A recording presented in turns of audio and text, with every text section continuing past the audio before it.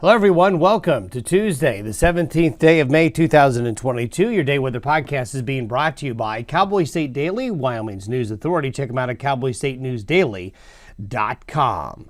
Well, folks, as we take a look at what's ahead, first of all, as we talked about yesterday, it was going to be a warm start to the week. It's going to be very, well, almost like early summer out there again today. Pleasant.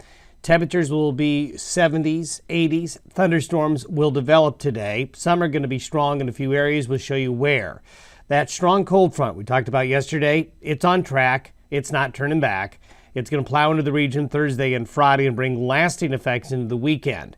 And as we discussed, freezing temperatures are a real concern. Friday and Saturday nights are the two nights I think we have the biggest concern for freezing temperatures in parts of the Intermountain West. We might even Thursday night up in northern Wyoming, parts of southern Montana be near freezing, but Friday and Saturday night on a more widespread basis. There's going to be some rain, and yep, some of you are going to see snow. I hate to say it, but the good news is there's going to be some really needed precipitation pushing into Colorado out of this system, even if it does come in the form of snow. Today's satellite imagery shows a couple of things to talk about. Here is a patch of moisture right here. A little upper disturbance. This is going to be the triggering mechanism for the showers and thunderstorms today. And then this swirl right here of clouds up into the Gulf of Alaska. This is the troublemaker right here. This persistent area of low pressure, which has been up there for weeks, is going to come down instead of in one piece. The whole thing's going to move in. And that's what's going to drag in the really cold air. And there you can see it on the 500 millibar chart with a westerly mild flow coming into the nation. This little dip right here, this is the trough that's going to come through that is producing those clouds I just showed you. That's going to come in later today, triggering the thunderstorms and showers.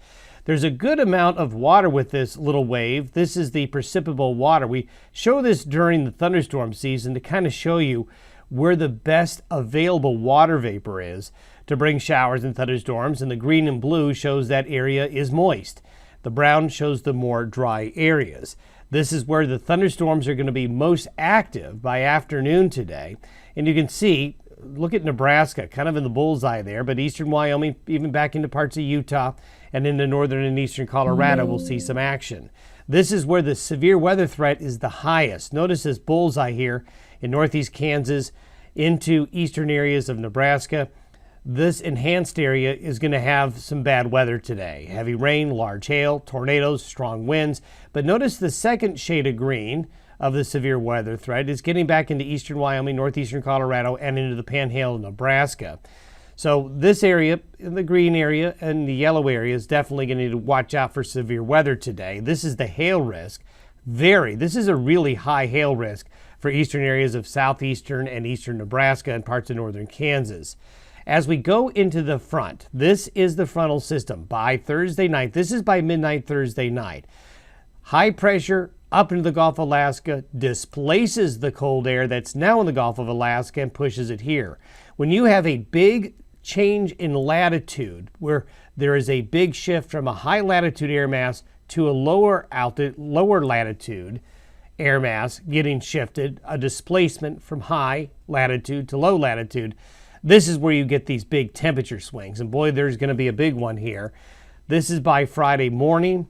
The cold front and the trough is now about Denver, Colorado Springs, and is going to push all the way through the area by Saturday with a broad trough of low pressure over the Intermountain West, allowing that cold air to settle on in.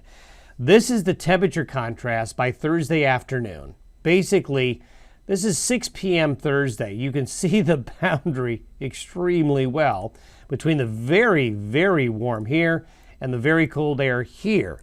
It's springtime, folks. You get these big changes and big swings like this, but this is a really good way to kind of just emphasize the contrast with the front in terms of the amount of cold air with it. These are the temperatures relative to the 30-year averages by noon Saturday. So you can see this big push of purple here heading across the nation and very cold relative to average for a large part of the United States. Here's the precipitation forecast through noon Saturday. So right here, this is going to be good news for this area here. For you folks living here, badly needed precipitation is coming. Yeah, I know. Some of it's going to be in the form of snow, but really need that precipitation there. And there it is. Now, I think the model is overdoing it. You got to remember the ground is going to be really warm from these warm temperatures we're getting now, so there's going to be melting. And not a lot of this snow is going to stick, but there is potential for a large part of far southern Wyoming and Colorado to see the white stuff. Obviously, the mountains getting into the act as well. Now, I'm going to step you through the temperatures.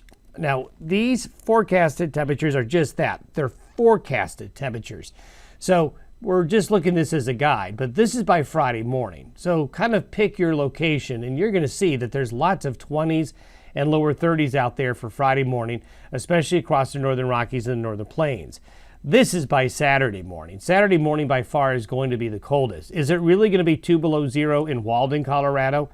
Well, if Walden, Colorado gets snow on the ground, maybe, but I don't think it's going to be that cold. But you can see the model's overdoing it likely here, but there is the real potential for Friday night and Saturday night for the freezing temperatures to push into the region and get further into Colorado overnight Friday night into Saturday. And on a region-wide basis, this is the same image, but for the whole western United States by Saturday morning. So you can see that it gets pretty cool all the way down into Las Vegas, all the way down into northern Arizona, all the way down into northern New Mexico. So this is a pretty expansive cold shot that's coming. It's not going to really warm up, at least to above normal temperatures, by Tuesday. This is by Tuesday afternoon. So basically from Friday through Monday, folks, temperatures in the west will be colder than average.